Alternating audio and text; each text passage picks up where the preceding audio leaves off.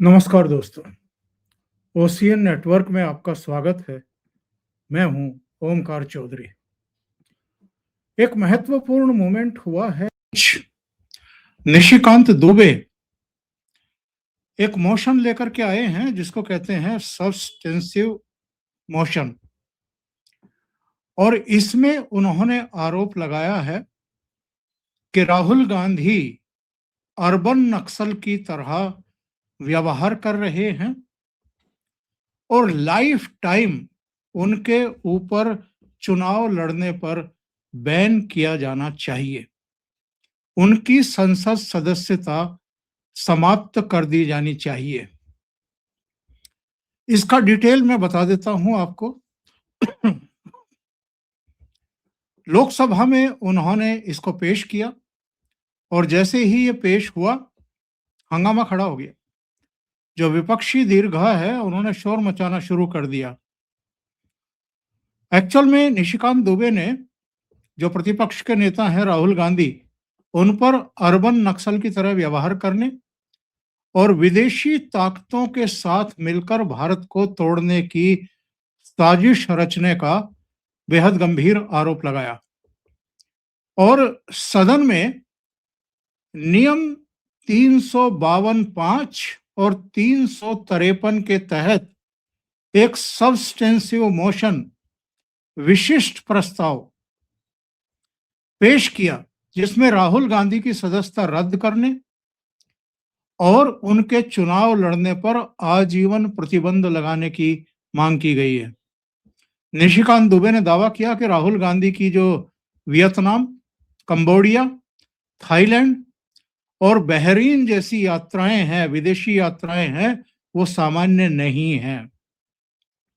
और Ford foundation जैसे संगठन के साथ और जॉर्ज सोरोस के साथ इनका संबंध है।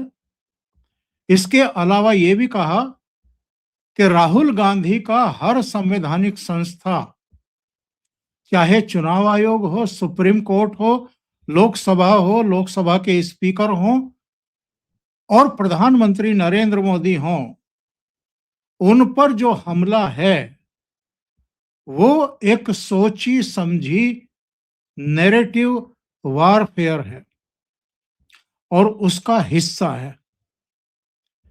और जहां निशिकांत दुबे के इस प्रस्ताव का सत्ता पक्ष के सदस्यों ने मेजे थपथपा करके स्वागत किया, वहीं विपक्ष को हमेशा हल्ला ही मचाना होता है, तो उन्होंने हल्ला मचाया।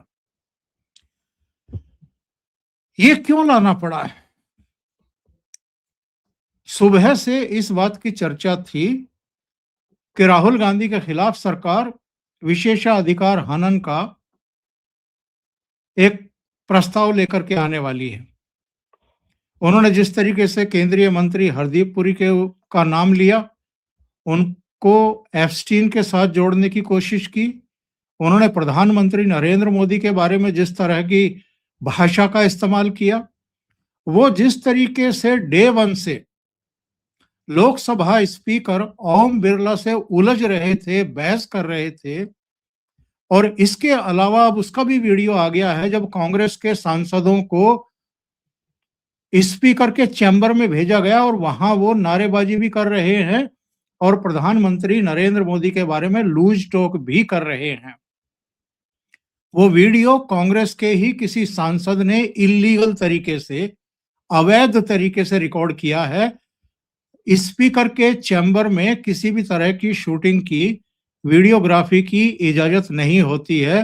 वो बहुत कॉन्फिडेंशियल चर्चाएं वहां पर होती हैं, पर कांग्रेस ने वहां भी सारी मर्यादाएं तोड़ दी, सारी गरिमा भंग कर दी और लगातार अलग अलग संवैधानिक संस्थाओं और पीठों पर बैठे हुए लोगों की जो साख है उसको चुनौती देने का काम एक्चुअल में कांग्रेस पार्टी और राहुल गांधी कर रहे हैं, बल्कि राहुल गांधी करवा रहे हैं, ऐसा आरोप लगाया गया है।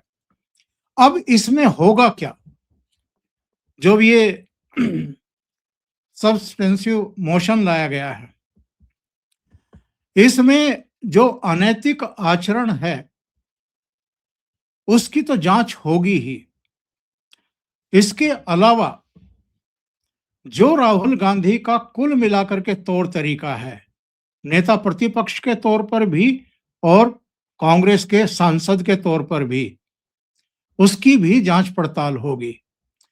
बिना प्रमाण के, ऑथेंटिसिटी के, बिना ऑथेंटिक किए वो जिस तरीके से धारा प्रवाह किसी पर भी अटैक कर रहे हैं और रोकने टोकने पर कहते हैं कि मुझे पार्लियामेंट में बोलने नहीं दिया जाता है, इसकी जांच की जाएगी।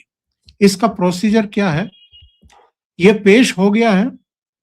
अब जो पीठासीन अधिकारी होंगे लोकसभा के या स्पीकर होंगे, वो इसको स्वीकार या अस्वीकार करेंगे।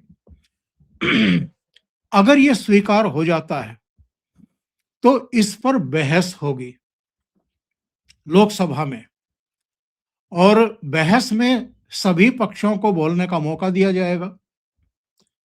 इसके बाद इस पर वोटिंग होगी और अगर ये प्रस्ताव पारित हो जाता है, प्रस्ताव क्या है कि राहुल गांधी अर्बन नक्सल की तरह बिहेव कर रहे हैं, अनैतिक आचरण कर रहे हैं, पार्लियामेंट को चलने नहीं दे रहे हैं और विदेशी ताकतों के इशारे पर एक गलत वारफेयर जो है वो भारत के बारे में, भारतीय संवैधानिक संस्थानों के बारे में पूरी दुनिया में पहुंचा रहे हैं। ये प्रस्ताव अगर पारित हो जाता है तो नियमानुसार एक विशेष जांच समिति बनाई जाएगी। इस जांच समिति को समय सीमा के भीतर अपनी रिपोर्ट देनी है, अपनी सिफारिशें देनी है और ये गहन जांच होगी। इनके जो भाषण हैं उनको परखा जाएगा, देखा जाएगा, इनका कुल मिलाकर जो कृतित्व है संसद में, संसद के परिसर में, और जिस तरीके से ये लगभग हर संसद सत्र को डिस्ट्रॉय करते हैं, शुरू के 10-15 दिन बर्बाद करके रख देते हैं, पार्लियामेंट को अखाड़ा बना के रखे हुए हैं, सीधे संवैधानिक संस्थाओं को चुनौती दे रहे हैं और किसी को कुछ नहीं मान रहे हैं। ये सुप्रीम कोर्ट पर टिप्पणी कर चुके, ये राष्ट्रपति का अपमान कर चुके, ये प्रधानमंत्री का लगातार अपमान कर रहे हैं, ये पार्लियामेंट के बारे में, स्पीकर के बारे में लगातार कहते हैं कि हमें बोलने नहीं दिया जाता है। ये चुनाव आयोग, मुख्य चुनाव आयुक्त पर आरोप लगा चुके हैं, ये मीडिया पर भी आरोप लगा चुके हैं। मैं ये भी जानकारी दूंगा कि ये ऐसा क्यों कर रहे हैं, पर जो भी सिफारिशें होंगी उस स्पेशल समिति की, उसके आधार पर कार्रवाई करने से पहले उसको सदन के सामने फिर रखा जाएगा, उस पर फिर से चर्चा होगी, उसको फिर से पारित किया जाएगा और उसके बाद इनकी संसद सदस्यता जा सकती है और इन पर जो आरोप लगाए गए हैं, जो मांग की गई है कि आगे चुनाव लड़ने पर पाबंदी लगाई जाए, क्योंकि ये अगर अर्बन नक्सल की तरह बिहेव, एक दिन पहले इन्होंने क्या किया, 2 मंत्री प्रहलाद जोशी और अश्विन वैष्णव मीडिया से बात कर रहे थे खड़े होकर के, और ये टहलते हुए, जो इनका अंदाज है, दोनों हाथ पैंट की या पायजामे की जेब में थे, टहलते हुए वहां पहुंचे और आकर के इन्होंने कहा कि चलो एक साथ मिलकर के मीडिया को संबोधित करते हैं। तो प्रहलाद जोशी और अश्विनी वैष्णव वो जो है वहां से निकले, ये कह करके कि अगर फिर आप ही को बात करनी है तो आप करिए, हम जा रहे हैं। तो इन्होंने वहां भी प्रहलाद जोशी का हाथ पकड़ने की कोशिश की। इसको भी ये माना जा रहा है कि ये अपनी सारी सीमाएं लांघते जा रहे हैं। ना मंत्रियों का ख्याल है, ना उनकी गरिमा का ख्याल है, ना नेता प्रतिपक्ष के पद का ख्याल। और ये उन्होंने नेता प्रतिपक्ष के पद को बट्टा तो उसी समय लगा दिया था जब कल्याण बनर्जी, तब के उपराष्ट्रपति और राज्यसभा के सभापति जगदीप धनखड़ की बॉडी शेम की मिमिक्री कर रहे थे और बॉडी शेम कर रहे थे उनको, और ये वहां खड़े होकर के वीडियो बना रहे थे। इसके अलावा भी राहुल गांधी की जितनी हरकतें हैं वो सारी इस बात की तायद करते हैं, प्रमाणित करते हैं कि इस आदमी को ना संसदीय परंपराओं का कोई लिहाज है, ना ये लिहाज करना चाहते हैं, ना ये राष्ट्रपति का लिहाज करते हैं, ना प्रधानमंत्री का करते हैं, ना सुप्रीम कोर्ट का करते हैं, ना स्पीकर का करते हैं, ना चुनाव आयोग का करते हैं। किसी संवैधानिक संस्था का ये मान सम्मान नहीं करते हैं और लगातार इस तरह की हरकतें करते जा रहे हैं। तो अगर ये दो काम होते हैं, कमेंट बॉक्स में मैं देख रहा हूं बहुत सारे लोग कह रहे हैं कि कुछ नहीं होगा, कुछ नहीं होगा, लेकिन अगर जांच समिति ने और इसका दायरा अगर थोड़ा बहुत भी बढ़ता है, अगर ये संसद के भीतर इनके आचरण, इनके भाषण, इनके एलिगेशन, इनके तौर तरीकों तक सीमित रहती है तब ठीक है। लेकिन अगर ये, जैसा कि निशिकांत दुबे ने ये जिक्र किया है खास तौर से, कि जो इनके दौरे हैं, कहाँ के, वियतनाम के, कंबोडिया के, थाईलैंड के और बहरीन के, ये वहां की जो इनकी यात्राएं हैं वो सामान्य नहीं हैं। और राहुल वहां सोरोस फाउंडेशन और फोर्ड फाउंडेशन जैसे भारत विरोधी इकोसिस्टम से जुड़े लोगों से मिलते हैं। अगर इसकी भी जांच पड़ताल हो गई तो उसके बाद लपेटे में अकेले ये नहीं आएंगे, बल्कि जॉर्ज सोरोस के फाउंडेशन के साथ तो इनकी मम्मी सोनिया गांधी भी जुड़ी हुई हैं। तो वहां तक भी जाएगी ये बातें। हालांकि वो राज्यसभा की सदस्य हैं। इनकी बहन जी, जो आजकल बहुत तेजी में दिखाई दे रही हैं और इनसे भी आगे निकलने की कोशिश कर रही हैं बयान देने के मामले में, वो लोकसभा की सदस्य हैं वायनाड से। और जो सदन के भीतर हुआ, जिस दिन प्रधानमंत्री नरेंद्र मोदी शाम को 5 बजे राष्ट्रपति के अभिभाषण पर रखे गए धन्यवाद प्रस्ताव की चर्चा का जवाब देने के लिए आने वाले थे, और वहां कुछ महिला सांसदों को एक बड़ा सा पोस्टर बैनर लेकर के भेज दिया गया और उन्होंने सर्किल बना करके प्रधानमंत्री के आने का रास्ता रोका। अगले दिन जब स्पीकर ने कहा कि मेरे पास पुख्ता सूचना थी कि प्रधानमंत्री के साथ कुछ अनहोनी हो सकती थी, धक्का मुक्की या उनके कागज छीनने की या कुछ भी हो सकता था, इसलिए मैंने प्रधानमंत्री को कहा कि आप मत आइए।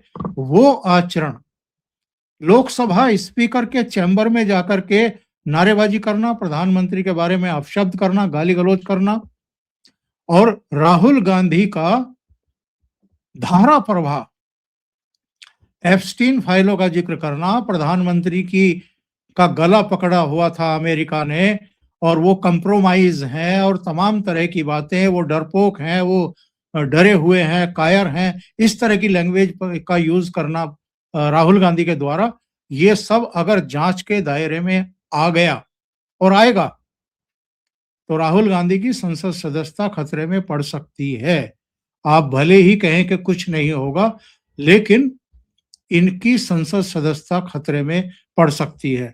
और ये मामला मुझे लगता है कि कांग्रेस के बहुत से इनके करीबियों के लिए तो झटका होगा, लेकिन कांग्रेस के भीतर एक बड़ा वर्ग अब ऐसा भी है जो राहुल गांधी की इन हरकतों से आजिज आ चुका है, तंग आ चुका है, क्योंकि उनको ऐसे काम पर लगा रखा है कि आप गला फाड़ करके चीखिए, चिल्लाते रहिए और कामकाज करने की जरूरत नहीं है, किसी विषय पर भाषण तैयार करने की जरूरत नहीं, सरकार को घेरने की जरूरत नहीं, तथ्यों के साथ, तर्कों के साथ घेरने की जरूरत नहीं है। बस ऐसे ही हम रायता फैलाते रहेंगे और पार्लियामेंट को नहीं चलने देंगे, यानी देश को नहीं चलने देंगे, सरकार को विधायी कामकाज भी नहीं करने देंगे।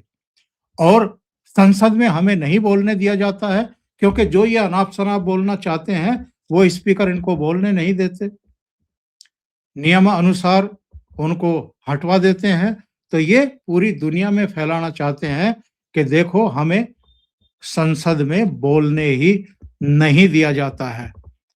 तो ये जो राहुल गांधी का कुल मिलाकर के व्यवहार है, इसकी जांच पड़ताल इस नियम के तहत होगी और नोटिस आमतौर पर इसका महासचिव को दिया जाता है, वो दे दिया गया होगा।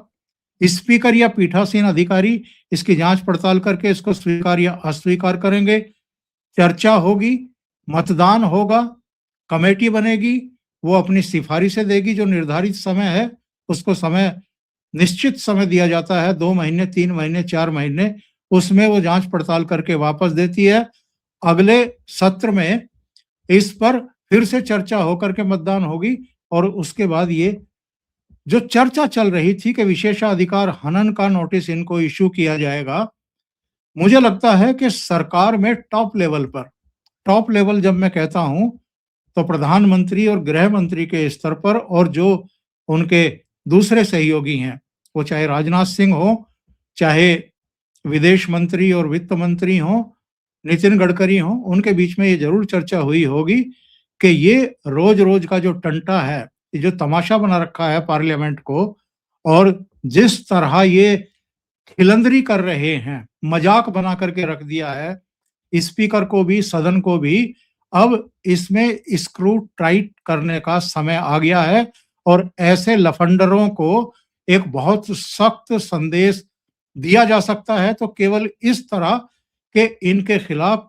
कड़ी से कड़ी कार्रवाई की जाए ताकि वो आने वाले इस तरह की मानसिकता के लोगों के लिए नजीर बन जाए और लोग 10 बार सोचें कि ऐसा करना है या नहीं करना है।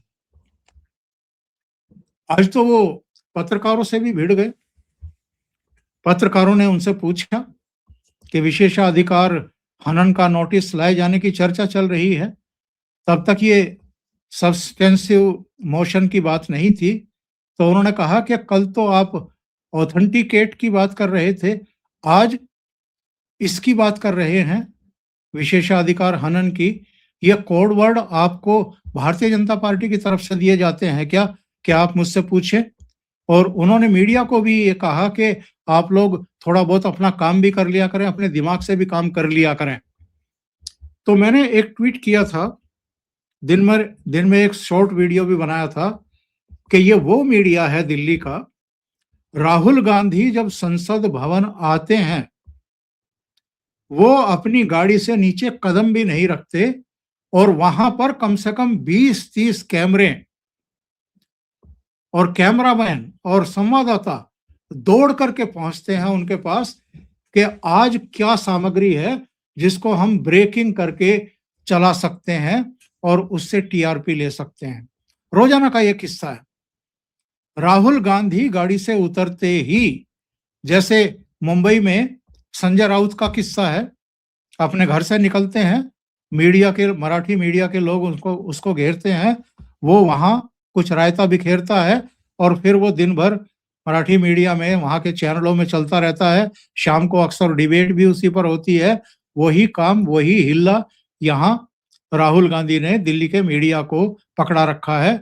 कुछ ना कुछ मोदी के बारे में या कोई दूसरे विषयों पर उनको बोलना है, रायता फैलाना है और मीडिया फिर उसको ब्रेकिंग करके चलाता है।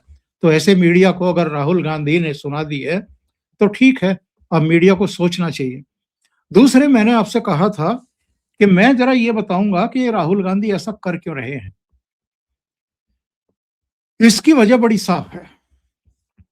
इन्होंने जो कल डायलॉग मारे हैं ना कि देश बेच दिया, देश हितों से समझौता किया, यूएस के साथ जो ट्रेड डील हुई है उसको लेकर के किसानों के हित कुचल दिए गए हैं और अमेरिका के हाथ में प्रधानमंत्री का गला था। प्रधानमंत्री कंप्रोमाइज हैं। अदानी और एप्स्टीन मामले में वो फंसे हुए हैं। जो संसदीय कार्य मंत्री हैं किरेन रिजिजू, उन्होंने इनसे कहा कि आप इस तरीके से बात नहीं कर सकते सदन में खड़े होकर के। आपको ऑथेंटिकेट करना पड़ेगा अपने हर बयान को। ये सिद्ध करना पड़ेगा जो आप कह रहे हैं वो सही है। तो इन्होंने कहा कि हाँ, मैं ऑथेंटिकेट कर दूंगा। लेकिन क्या किया? आज मैं जगदम्बिका पाल की बाइट सुन रहा था और उन्होंने कहा कि राहुल गांधी ने कोई ऑथेंटिकेट नहीं किया है अपने जो भी बयान। तो अब हो क्या रहा है कि जो इन्होंने आपत्तिजनक बातें कही, अब चूंकि लाइव प्रसारण होता है पूरे देश ने, जो दर्शक देख रहे थे, पूरे देश को तो मैं नहीं कहूंगा, जो दर्शक देख रहे थे उन्होंने तो देख लिया। वो जो बोला हुआ है वो लोकसभा की वेबसाइट से, संसद की वेबसाइट से लोग डाउनलोड भी कर लेते हैं और उसको बाद में अपने वीडियो के साथ अपने प्रोग्राम में टेलीविजन चैनल भी चलाते रहते हैं। तो आप अगर इनके भाषण से वो शब्द निकाल भी देते हैं तो इससे फर्क क्या पड़ता है? क्योंकि वो जो वीडियो में अंश हैं और जो आगे काम आते रहेंगे, वीडियो चलाते रहेंगे लोग, वो तो एडिट हुआ नहीं है, वो तो लोगों के पास पहुंच चुका है। तो ये कह देना कि राहुल गांधी के उन अंशों को निकाला जा रहा है, हमारे पास भी मेल आती है कि हम ये भाषण के ये अंश स्पीकर ने या पीठासीन अधिकारी ने या महासचिव ने निकाल दिए हैं, ये आपत्तिजनक अंश थे। लेकिन वीडियो में तो वो सारी चीजें होती हैं। तो इसलिए मेरा कहना ये है कि ये जितनी बातें कही, देश बेच दिया और प्रधानमंत्री का गला जो है वो अमेरिका ने पकड़ रखा था, वो कंप्रोमाइज हैं, एप्स्टीन, अदानी और ये फलाना और ढिमकाना, ये सारी चीजें उन वीडियो में तो हैं। तो वहां से कौन हटाएगा या मीडिया को कौन मजबूर करेगा कि आप जो वहां से ये हटा दिए गए हैं अंश, वो आप एडिट करके ही उस वीडियो को चलाएं? ऐसा कोई प्रावधान नहीं है। जो मैं कह रहा था कि ये क्यों कर रहे हैं, अब तक कुल मिलाकर के 100 चुनाव हार चुके हैं। 93 विधानसभा के, 3 लोकसभा के, 2 राष्ट्रपति के, 3 उपराष्ट्रपति के, 3 स्पीकर के, तो 100 से ऊपर चुनाव हार चुके हैं। कांग्रेस के भीतर से इनके नेतृत्व को लेकर के सवाल खड़े ना होने लगे, कोई विद्रोह ना हो जाए, इसलिए इनकी ये मजबूरी भी हो गई है और ये चालाकी के साथ इस तरह के मुद्दे उठाते हैं। कभी चुनाव आयोग पर अटैक करेंगे, कभी संसद पर, कभी स्पीकर पर, कभी प्रधानमंत्री पर, कभी किसी ट्रेड डील को लेकर के। प्रधानमंत्री नरेंद्र मोदी के नेतृत्व में जो इस समय सफलताएं हैं भारत के नाम, वो अभूतपूर्व हैं। यूरोपियन यूनियन के साथ, यूरोपियन यूनियन जब हम कहते हैं, 27 देशों के साथ ट्रेड डील हुई है, अमेरिका के साथ ट्रेड डील, और वो भी भारत की अपनी शर्तों पर। और जब डील होती है तो थोड़ा बहुत हमें झुकना पड़ता है, थोड़ा बहुत सामने वाले को झुकना पड़ता है, दोनों कंप्रोमाइज करते हैं। तो उतना कंप्रोमाइज किसी भी समझौते में, किसी भी डील में हर देश करता है। लेकिन इसको बवाल की तरह पेश करना, झूठ बोलना कि किसानों के साथ विश्वासघात हो गया है, जबकि वाणिज्य मंत्री पीयूष गोयल ने भी कहा कि किसानों, डेयरी उद्योग और जो छोटे लघु उद्योग हैं, उनके हितों की पूरी तरीके से संरक्षा की गई है, उनको बचाया गया है। फिर भी ये झूठ बोल रहे हैं और एक आंदोलन खड़ा करने की कोशिश करेंगे। तो इतने चुनाव हार चुके, दूसरी तरफ देश 4th लार्जेस्ट इकोनॉमी हो गया, 2013-14 में 11th लार्जेस्ट इकोनॉमी के से 4th पर आ गया है। इतनी उपलब्धियां हैं। और वो सारी चीजें मैं दोहराना नहीं चाहता कि जो इंफ्रास्ट्रक्चर के मोर्चे पर जो लोगों के जीवन स्तर में सुधार हुआ है, जो जीवन आसान हुआ है और जो औसत आय है वो बढ़ी है, वो सब अपनी जगह है। तो इनको लग रहा है कि अगर सरकार को कामकाज से नहीं रोका गया, प्रधानमंत्री की छवि को अगर खराब नहीं किया गया, तो 2029 में और 2029 तक तो राज्यों के विधानसभा चुनाव हैं, उनमें भी कांग्रेस का ऐसे ही सफाया होता जाएगा जैसा चुनाव दर चुनाव अभी तक होता गया है। क्या कारण है? बिहार में आपको केवल 6 सीटें मिलती हैं विधानसभा में। जम्मू कश्मीर में भी 6 ही सीटें मिलती हैं। हरियाणा में तीसरी बार भी आप सरकार नहीं बना पा रहे हैं। महाराष्ट्र में आप चारों खाने चित हो जाते हैं। झारखंड में आप 20 सीटों से भी कम ले पाते हैं। दिल्ली में आपका खाता नहीं खुलता है। तो ये चीजें कैसे छिपाएं? इसलिए रायता फैलाइए। और जो एक शब्द का यूज किया है निशिकांत दुबे ने कि अर्बन नक्सल की तरह बिहेव कर रहे हैं, तो ये सब करिए।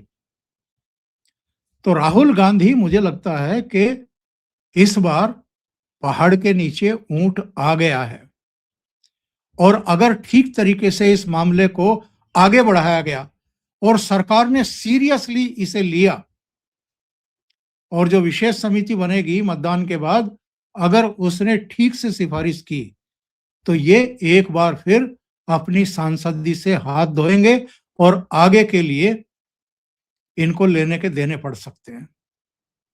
अभी के लिए इतना ही। बहुत बहुत धन्यवाद। अगर आपको ये चैनल और इसके कंटेंट पसंद आ रहे हैं तो लाइक करें, कमेंट करें, वीडियो को शेयर भी करें। अभी तक अगर आपने ये चैनल सब्सक्राइब नहीं किया है तो सब्सक्राइब कर लें। साथ में लगे बेल आइकॉन को दबा दें ताकि आगे आने वाले वीडियो और उनके नोटिफिकेशन आप तक पहुंचते रहें। बहुत बहुत धन्यवाद। नमस्कार।